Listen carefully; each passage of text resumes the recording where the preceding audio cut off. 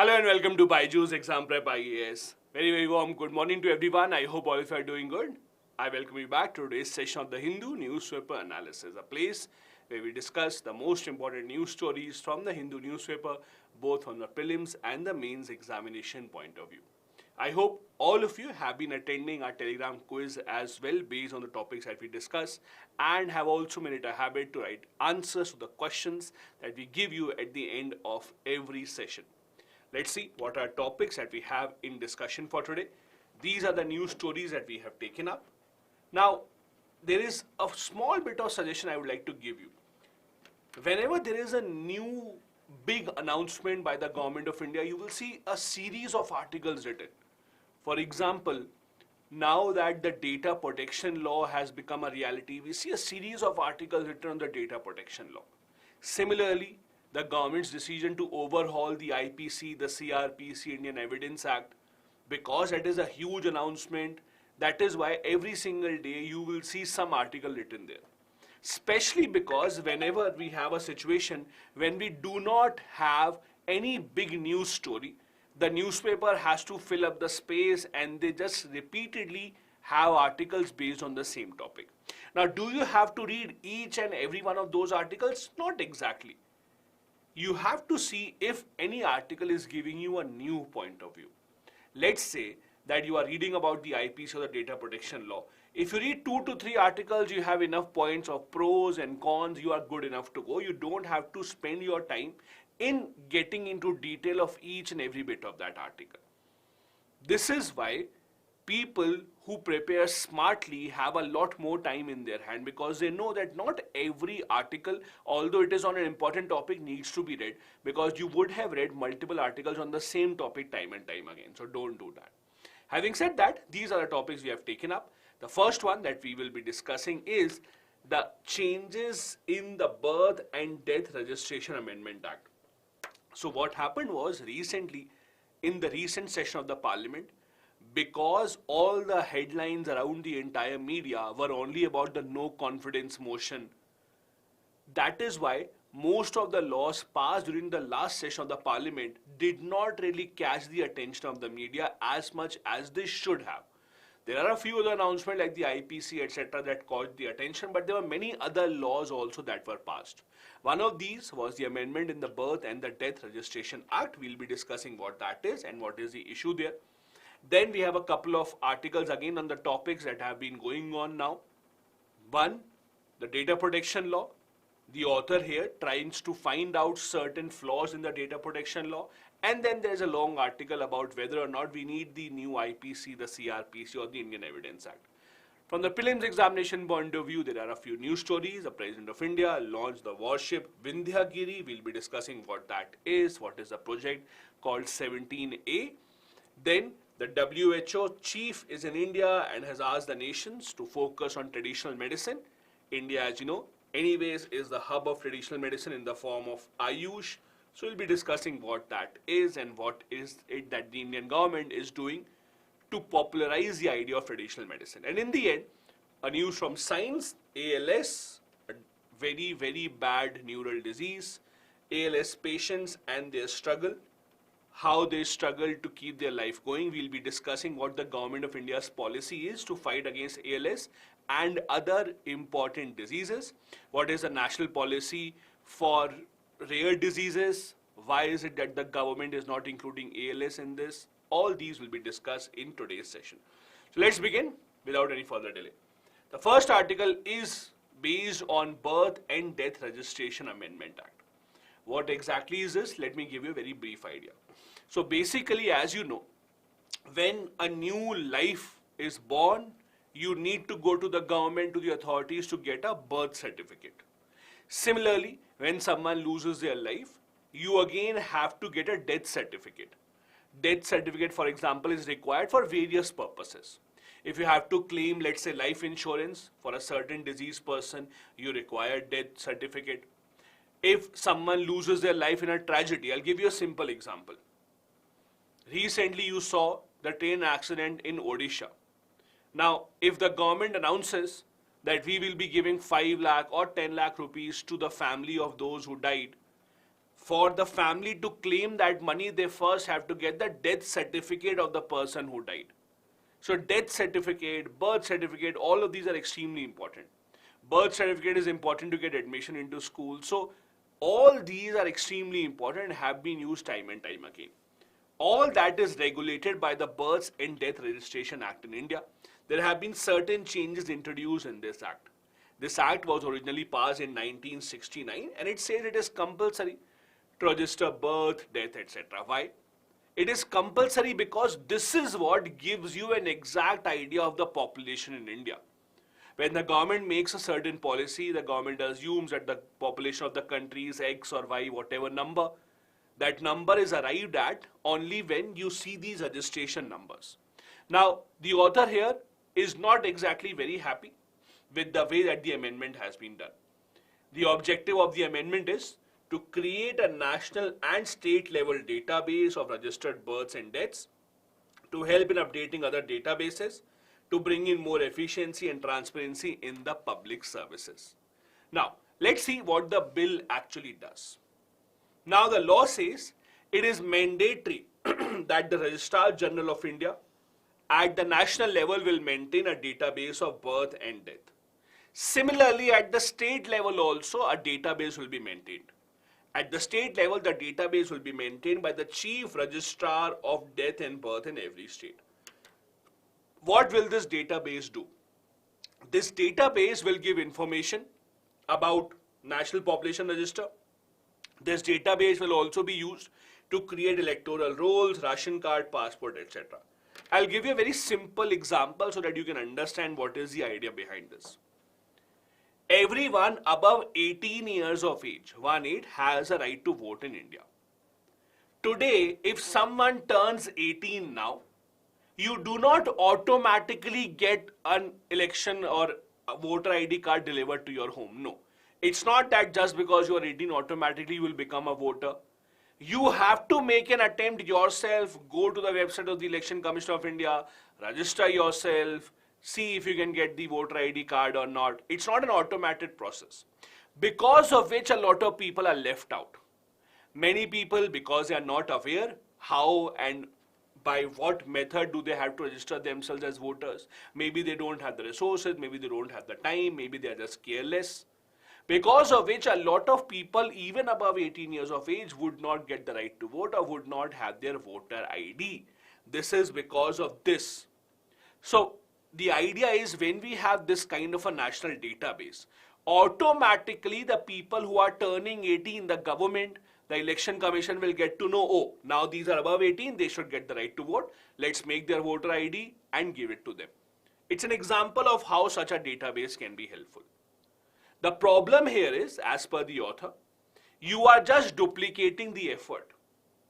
You are making a database at every state level, combining that and then calling it a national database. So why do you have two different authorities for this? At the national level, we have the Registrar General of India. At the state level, we have the Chief Registrar of Birth and Death of each state. This is a duplication of effort, number one. Second, as per the changed law now, Aadhaar card of the parents will be collected whenever a child is born. So when the child is born, you are registering the birth of the child. At that point of time, you will have to give Aadhaar card detail of the person, of the people who are the parents of the child. On the other hand, nothing has been mentioned about the Aadhaar number of the person who has died. This is the problem. The person who has died would have an Aadhaar card. At the time of death also, you should take the Aadhaar number so that you can now identify that the person who had this Aadhaar card number has died. But that has not happened. This is another problem that the author has highlighted. That if you really want the system to be efficient and transparent, why not also take the Aadhaar number of the people who are passing away, so that we can have much clearer data about who are the people who have died. As I said, first issue, why have separate database for state and the center? And second issue, why not also take Aadhaar card number of the people who are dying, so that the data is much more efficient. Now, on the side of the government can also exempt single company or a class of companies to file suo motu complaint. I'll just come to that in just a bit. Apart from this, there is one other issue, that is the certificate of the cause of death. When someone dies, now the government law says that you need to have a certificate which says the reason of the death is as follows. That is, right now you only have a death certificate saying that the person has died. But now, even the reason of death has to be mentioned in the certificate.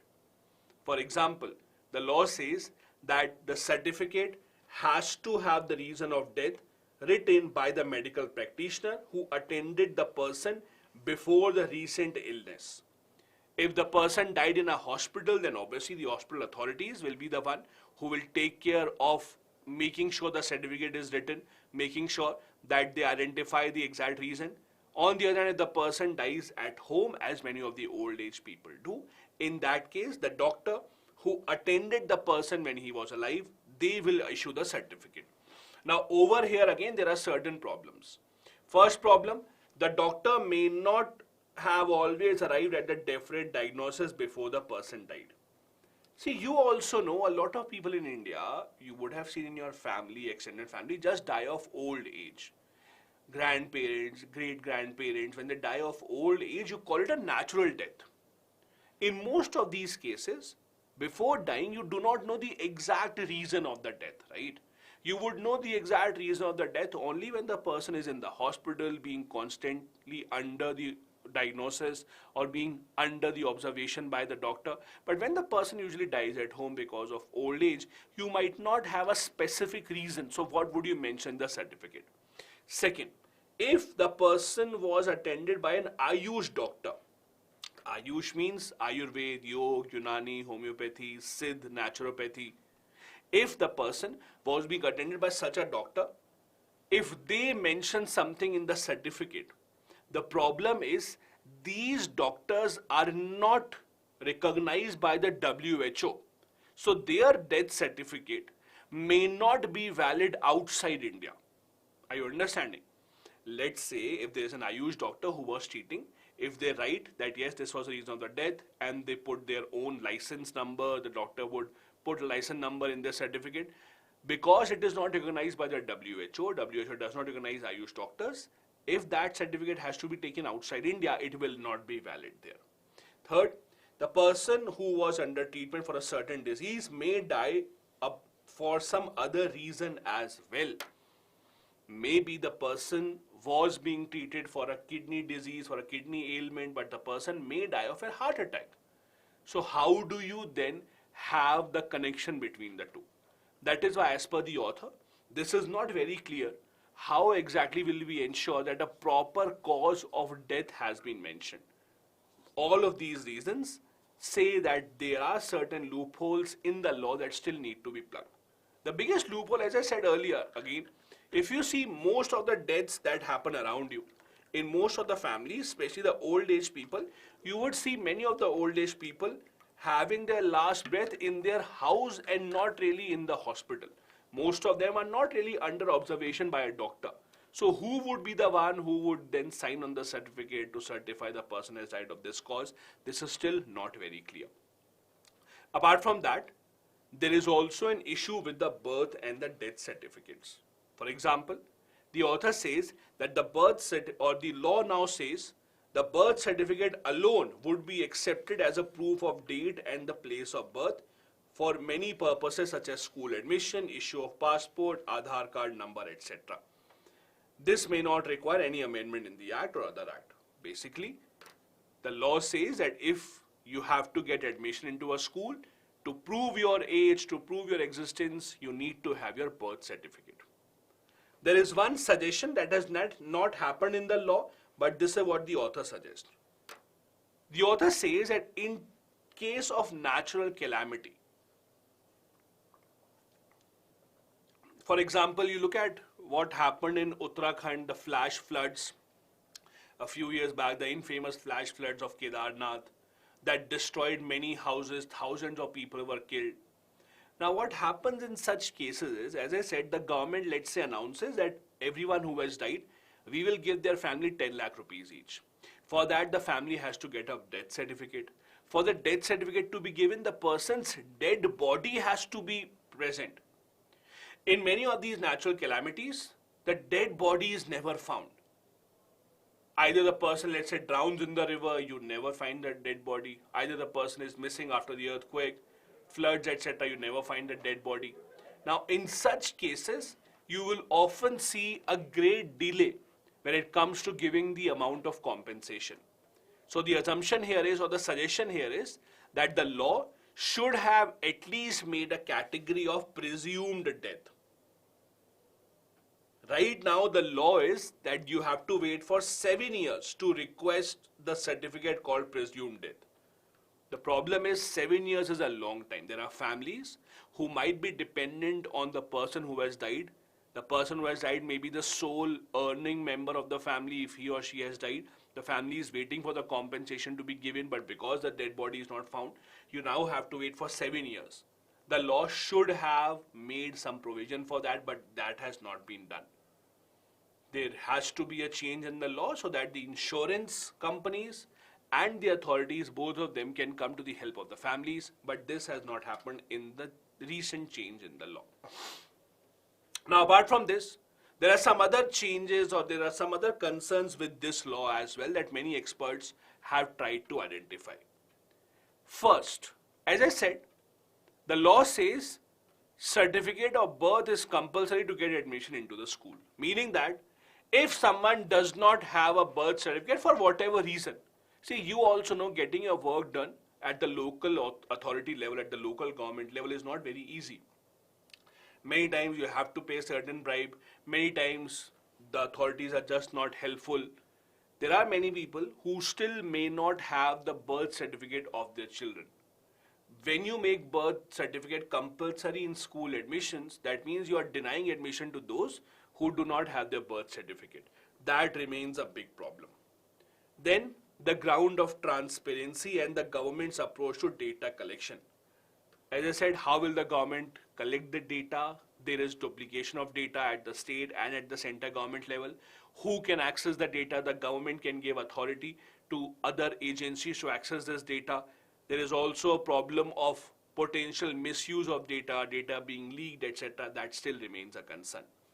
Digital birth certificates will be given as per the government in your own DigiLocker. That can also become a threat, that can also become a problem because it will be susceptible to cyber crimes. The bill's requirements do not align with the Juvenile Justice Act of 2015. The Juvenile Justice Act of 2015, for example, talked about how will you deal with the juvenile. Juveniles means those who are not adults. How will you identify their age? How will you give them justice, etc. This law is not in line with that. These are still concerns that have remained unresolved even after the changes in this law. Even right now, we do have a database of births and death across the entire country. Most of the states have now gone into a digital online method, but this law makes it compulsory as per the law that now if anyone does not register death and birth, they would be held guilty, and it is their responsibility to report to the authorities in case of any birth or death in your family. The next article that we have again is one of the articles in the long series of articles that will be written on the data protection law. I'm sure by now you would have seen tens of articles written on the data protection law, and till the time any big news comes in, the Hindu Newspaper, the Indian Express will keep on writing articles on the same topic time and time again. Most of these articles are actually critical of the law that has passed.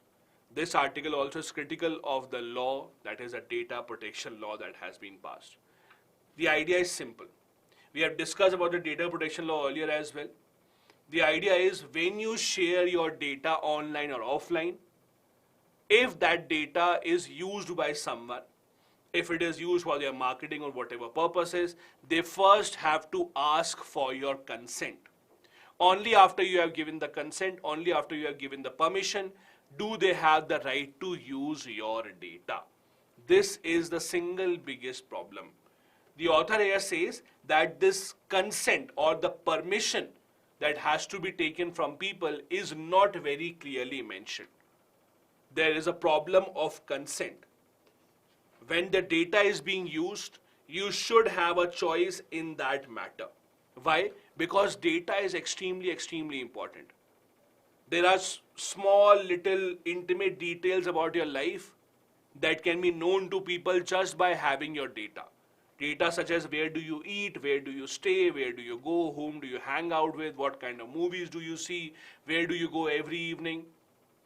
Do you realize whenever, for example, you have an app in your phone, when you start an app, they will give you an option, do you want us or are we allowed to access your location? And without even thinking anything, we just say yes, that yes, you're allowed to access our location. Just by accessing your location, where are you at what point of time, all these things can tell a lot of things about you to any company who wants to market your product or any company who wants to misuse the data about you. Just imagine if there's a criminal who wants to harm you, would the criminal not like it if he or she comes to know where are you every evening, where do you go, at what time do you leave the house? I don't want anyone to know what time do I leave the house. I don't want anyone to know at what time do I come back. Not just this, just imagine this. For example, before going to night, you use your mobile phone till 11 p.m., till 12 a.m., till 1 a.m. in the night, and then you sleep. The company can get to know, oh, after 1 a.m. he did not use our phone, meaning that now he's asleep. Just imagine how dangerous that data is. When the world knows at what time do you sleep. When you wake up, the first thing you do is pick up your phone. The company or these apps would know what time do you wake up because the first thing you do is start your phone. So everyone would know at what time are you not in your senses. All this is very dangerous information. This is why it is extremely, extremely important to preserve your data. In India especially, we are not really that caring about our data. When any shop or restaurant asks you for a mobile number just to take out the bill, you never say no. Just give your number thinking, oh, what will happen? Nothing. When you download an app and there's a long terms and conditions page, what do? You don't even read it. You say, I accept, and then go on. In that long page of terms and conditions, one of the points is that we can use your data, and you say yes. This is a problem here. Although the law says that now you have to give your permission, you have to be properly informed about whether you want to use your data, whether you want your data to be used or not, but that is not clear. Why? The law says, as per the author, the law says that even if you don't say yes specifically, but you continue using the app, even then it would be considered as yes, you want your data to be shared. I'll give you a simple example. Let's assume you download Facebook. Facebook gives you a notification saying that if you continue using our app, we will assume that you have given us the permission to share your data. You will say, okay, yes, because everyone wants to use Facebook. That is an indirect permission taken from you. You open Instagram app, Instagram will say, in order to continue using the app, please allow us to use your data, or you are fine using your data. You will say yes, and your data will be used. How the words are being used here is extremely important. You may not specifically say yes, that I give you the permission, but your decision to keep using the app will automatically be assumed as your permission to use your data. This is where the problem lies. As per the author, the government should have done a better job in making the law. The government should have made the law even stricter. The government should have written that specifically the permission has to be granted, otherwise a permission cannot be given. But in this case, indirect permissions are also given here. This is the problem that the author has. The author says that there are multiple other drafts of the law that were made earlier. We discussed this earlier as well. This is not the first time the government tried to introduce a data protection law. Data protection law has been in works for a long time. When as soon as the B.N. Sri Krishna committee was formed, they suggested a data protection law. For many years, the government has been trying to build this law. The author says in the earlier version of the law, the earlier draft, there was a word called necessary. It was necessary to give permission only then your data will be used. But now that word has been removed. This is a big problem. Even now, if you don't specifically, openly give permission to use your data, even then you would allow data to be used indirectly just by using that app. The government says, no, it is for convenience of the people. We don't want people to be inconvenienced because they might not be able to use a lot of services. But the problem here is you are not giving top priority to the personal information of the people. You are actually compromising it in the name of convenience. This remains an area of concern. The other area of concern also is that if somehow you find out that your data is being used, you will not have the right to get incorrect data corrected or unnecessary data erased. So even if you have said that, okay, my data will be used and it is an incorrect data that is flowing all around, you might not really have the right to correct that data. All these issues still remain to be ironed out. Now, please understand, there is no law in the world which you cannot criticize. If you really want to criticize a law, if you really want to write an article, picking up some of the bad points of the law, you can pick up bad points of any law. That doesn't mean the law in itself is bad or has to be repealed. Every law has the potential to become better. Every law has the potential to be changed for good. So it's not that the law is bad all of a sudden just because the people are criticizing it. Every single law would have certain criticism that can be taken out. It's just about whether you want to make changes as a government to continuously make the law better in the future or not. The government wants to make the law better in the future. If they want to do that, they would make these changes. But only once the law is implemented on ground, we will see whether or not the government wants to make some changes or not. I also want to share with you some examples of similar kind of laws that exist in other countries. It's not just India that has a concern with data privacy. Many countries around the world have made similar kind of laws, even more stricter laws about the personal data privacy. European Union's GDPR, General Data Protection Regulation, is considered as the toughest law in terms of data protection, in terms of data privacy. The US has their own model law. So basically, United States have laws based on different states, because in US the states have been given much more power. Different states have made different type of a law. India's bill is much more comprehensive, while America's bill depends on state to state. It allows a data collection as long as the individuals are informed about it properly.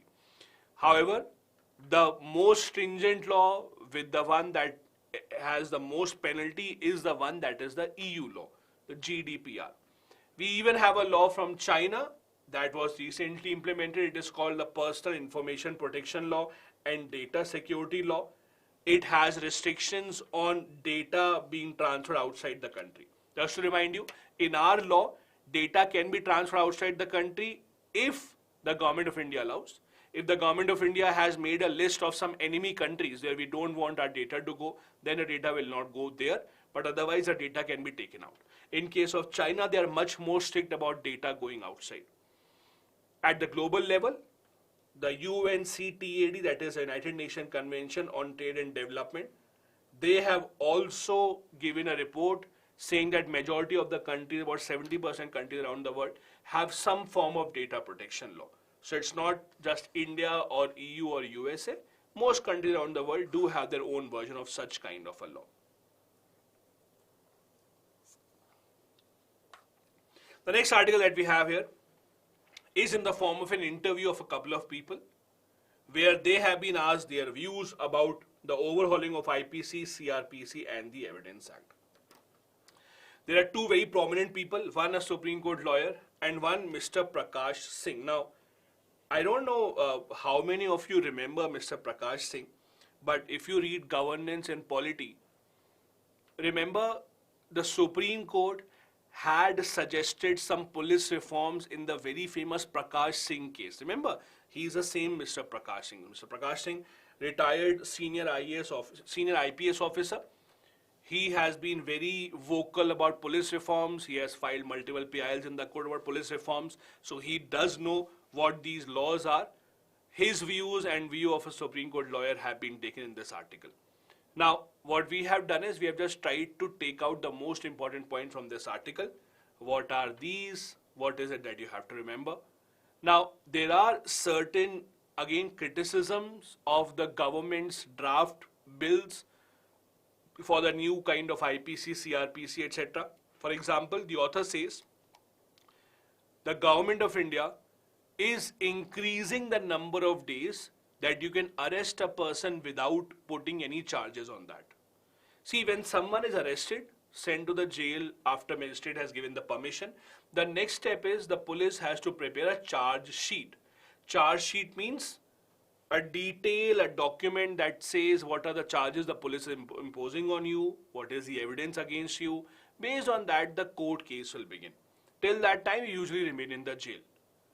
The shorter that time period, the better it is for civil liberty. Because no one should be kept in the prison without charges being told to them. In Scotland, you can only keep a person without charges for 6 hours, only 6 hours. In India, it used to be 60 days. Now the new bill proposes 90 days. That is, under the new bill, the police will get about 90 days of time to make the charge sheet. For 90 days, you can be kept in the prison, which is not very good. Secondly, there is also some discussion on the right to handcuff. As you know, the Supreme Court in 1996, in the famous D.K. Basu case, had said that people cannot be handcuffed. Doesn't matter what their crime is. That is why in real life also, if you see certain police people holding a criminal, either they hold their hand or they tie a rope around their hand. Have you seen that? They tie a rope around their hand or they maybe hold their hand. That is because the Supreme Court has said that tying of handcuffs is not allowed. Now that is unfair to the police because you are forcing the police to hold them by hand. Maybe they don't want to touch them. Maybe they have some other skin disease. But you are forcing them to not use a handcuff but physically control the criminal. That may not always be true. Also, the bills have certain new sections. Number of section is also being changed. For example, it's known all around the country that section 420 is cheating. It has become so famous that everyone says, are you 420, or you use this kind of a version in different languages. 420 as a number has come to be associated with cheating, forgery. Why? Because section 420 of the IPC was about cheating. But now these section numbers are also being changed. Because the government is cutting down many laws, some laws are being clubbed. So the concern here is, it will become difficult now to write reports because see, understand this from the point of view of the police, the judicial system. They will now also have to remember all these new laws, sections coming in. It's not just about you or me. Think about the lawyers, think about the police. They will also have to now revise and refurbish. Maybe they will also have to take coaching and then try and remember what exactly are the new laws, what are the new sections, where exactly is that written. The author says it might create some confusion in the National Crime Record Bureau because the section numbers earlier were different as compared to now. I'll give you a very similar example. Do you know national highway numbering was also changed a few years back? In case of national highways, you know national highway number 98, national highway number 24, 1, etc. There was different numbering earlier and a few years back the numbering got changed. There was a lot of confusion about that also. That is why in many numbering systems, National Highway 15, 16, you will see in bracket written the old number or the new number. Similar kind of confusion may happen here as well. Also, just like other laws, this can also be misused.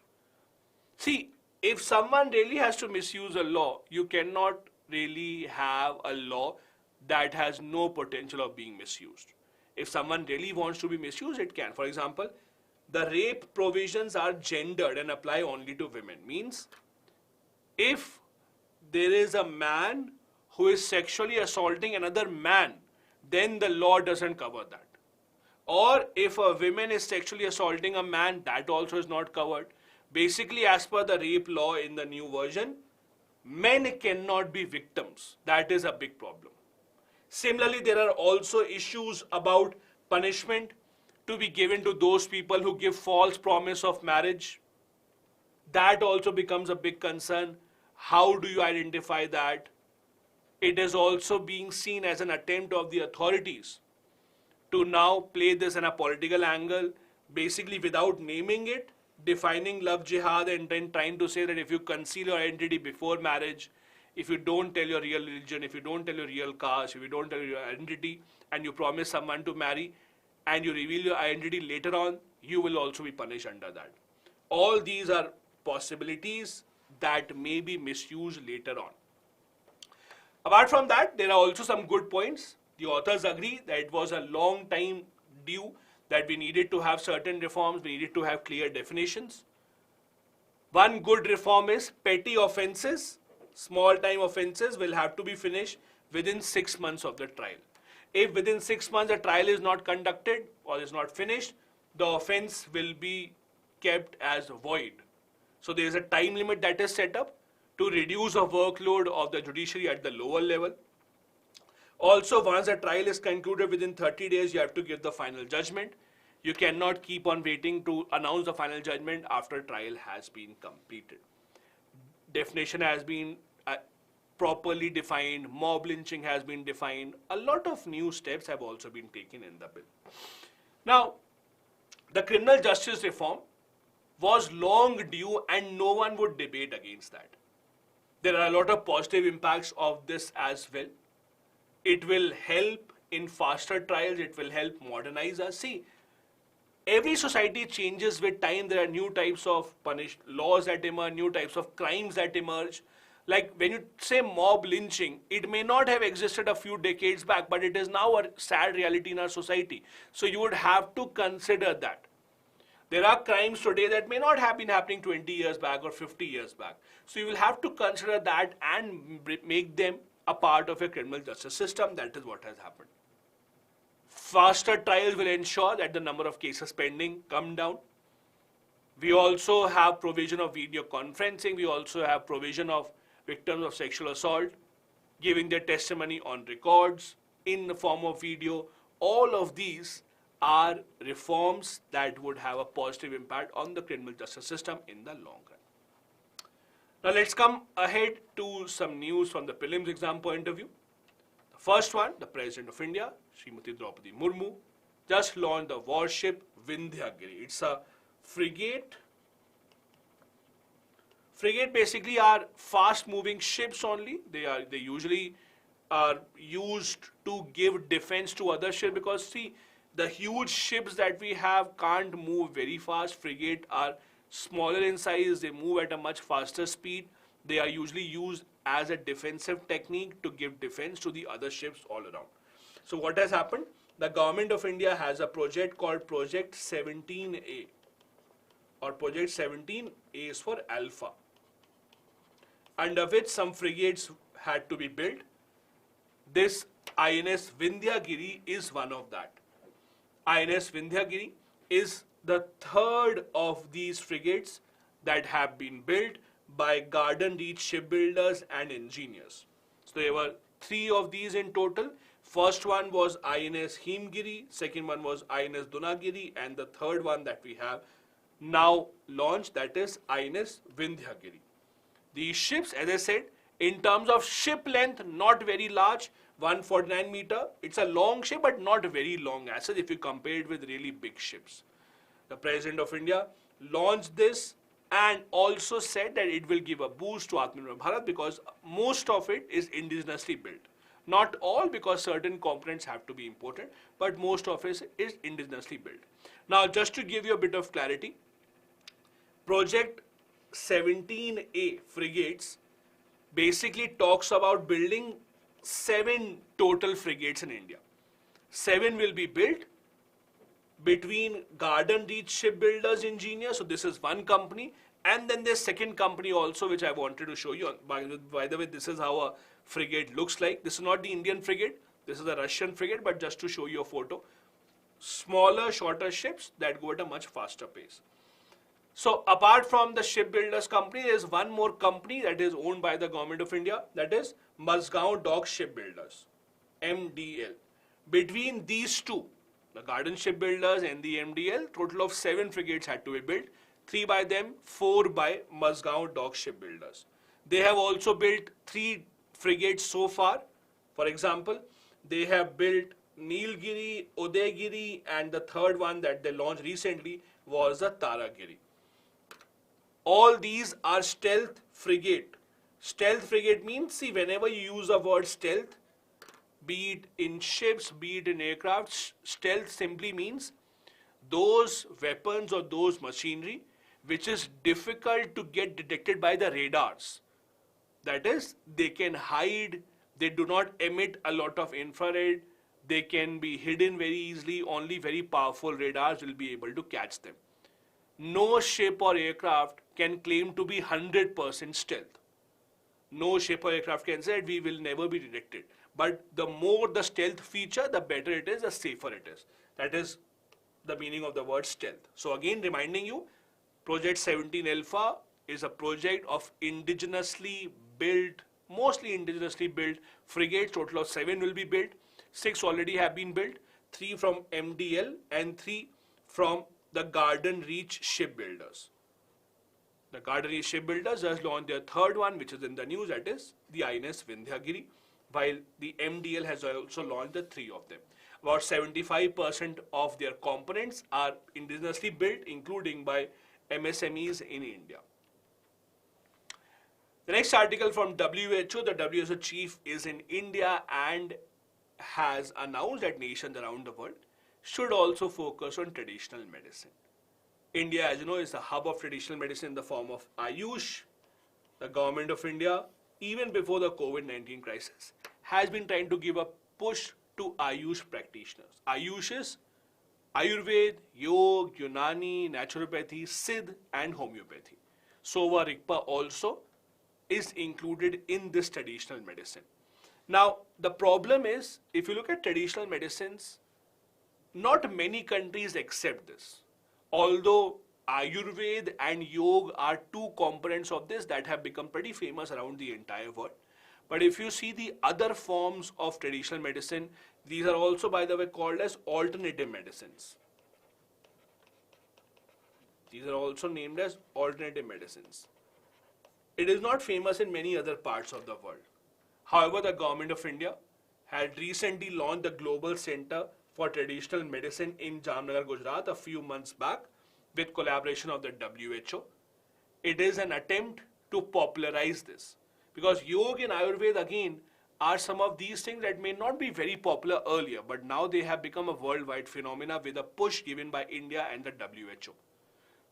India right now has 13 lakh allopathic doctors and 8 lakh Ayush doctors.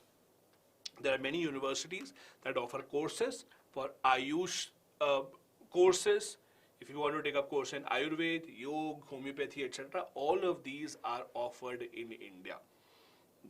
Now, the WHO chief wants the other countries around the world also to focus on traditional medicine, to focus on alternate medicine, and offer courses and share knowledge with people around the world. As I said, Ayush includes all these things: Ayurveda, Yoga, Homeopathy, Naturopathy, Siddha, Unani, etc. Just a bit of detail. If you see, out of all of these, Yoga and Ayurveda are famous all around the world, but the other practices also are followed in some parts of the world in small numbers. For example, in India also, if you see, the Siddha system is predominantly followed in Tamil Nadu and Kerala. There is also Sova Rigpa system that is followed in Leh, Ladakh, Himalayan region, Sikkim, Arunachal Pradesh, etc. It has to be, or the onus has to be taken by India to give a push to these kind of medicines around the world, as we did with Yoga and Ayurveda as well. There are other practices that are famous around the world like acupuncture, acupressure, etc. It is more famous in other parts of the world as compared to India. Similarly, even Indian techniques of traditional medicines can go around. I'll tell you one more thing. One of the reasons why people want to give a push to these traditional medicines is saying that it doesn't have any side effects. Understand this, every single thing, if taken in a larger quantity than you should, will have a side effect. Even if you drink more water than you should, your body will not really like it. So having anything in a quantity that is not supposed to be taken will always have a harmful impact. So there is nothing in the world that does not have a side effect. So don't use the word that they don't have any side effect or there is no side effect. Yes, they have a different type of a system, because in most of these like yoga etc., you are not ingesting anything, you are just exercising on your body. So there is a lower impact of that being harmful for your body. There are lesser chemicals that are being used etc. But please don't use that vocabulary that it doesn't have any negative impact, because anything can have a side effect if not taken in moderate quantity, even as little as water. So please do understand that. The last article is from the science supplement of today's Hindu newspaper based on ALS. ALS, as you know, is a very, very, very bad disease. It is basically a neurodegenerative disease. What is neurodegenerative? Basically, it impacts your nerve cells that control the movement of your body, and it degenerates them, meaning that with time the cells just keep on dying, and the ability of your body to move, to control your muscles, to control your movement just keeps on dying down. They basically attack the special nerve cells which are called the motor neurons. The motor neurons, as the name suggests, help you in moving, walking, talking, like moving your arms, etc., as it is chewing as well. And they progressively make the muscles weaker, the cells keep on dying, and your ability to move yourself basically keeps on reducing with age. This is called a progressive disease, that with time it just becomes worse and worse. Right now there are certain therapies and medicine, but there is no effective treatment to cure this disease right now. The other part of the problem is it is not easy to detect this disease. Just imagine, if tomorrow someone has a problem of moving their arms or legs, or they have pain in arms and legs, they go to a doctor. Do you think that your local doctor will say, oh, you have ALS? No. They will first try and identify with all the common diseases. Only when you have shown, let's say, multiple doctors, you have gone to a very experienced doctor who might have seen a case of ALS, they might say, oh, you might have that. But there is no proper test right now for this. There are no definite biomarkers. Biomarker means, let's say you have a blood test for certain disease. What does a blood test do? The blood test sees if there are certain components in your blood that indicate, oh, you have this disease. That is how you identify, let's say, if you have dengue or if you have other types of diseases. That is a blood test that gives you biomarkers. That is identification marks that you have a certain disease. In this case, in ALS, there is no biomarker, so you cannot just have a test overnight and say a person has ALS. The problem here is with respect to rare disease tag. Now, what do you mean by this? The government of India a couple of years back launched a policy called National Policy for Rare Diseases.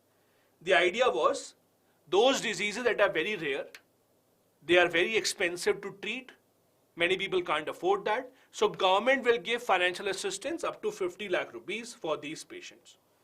The problem is, although ALS is not found very often, but the government of India has not included ALS in the rare disease definition. WHO defines a rare disease as an often debilitating lifelong disease or disorder which is prevalent in 1 or less than 1 per 1,000 population. Our own policy, Government of India's policy says that a rare disease should be the one that should be from 1 to 6 people in 10,000 population. So in case of Indian government, their policy or their definition of rare disease is tougher. We want the disease to be even more rare. That is why in case of India, ALS has not been given this tag in India. Many patients of ALS, people who are caregivers of the ALS, they want the disease to be named as rare disease so that they can give some assistance, but that has not happened so far. I want to share with you a bit about the details about the National Policy for Rare Diseases. It was launched in 2021. The idea was simple: to lower the cost of treatment somehow, to spend more in research and local production of the medicine, because most of these medicines are imported from outside, and to try and detect the disease as early as possible. As per this policy, there are 3 types of rare diseases. Number 1 is group 1. disorders which can be cured by one-time treatment. Second group is for those that are long-term, lifelong treatment. And third, which have a definitive treatment, but challenges make it very difficult for the patient to get that treatment because of extremely high cost. Because it may cost crores of rupees and the person may not have the money. Depending upon that, the government decides how the patient will be held in such cases. The financial support for different groups is different. For group 1 it is different, for group 2 it is different, and for group 3 also it is different. The government also sees whether the person belongs to the below poverty line, how much help should they be given, whether the person should be treated at super specialty government hospitals or not. The problem is that the list is not very long. People want many more diseases to be included in this rare disease list under the policy, but it has not been done so far by the government, including the ALS. This brings us to the end of today's discussion of the Hindu newspaper. There are a couple of practice questions as always right in front of you. Do try and write these answers on the student answer writing portal, the link to which is given in the description of the video. You can check each other's answers and give each other's feedback. Thank you so much for joining in. We'll see you tomorrow 10 a.m. in the next session of the Hindu newspaper analysis. Have a good day ahead. Bye-bye. Jai Hind.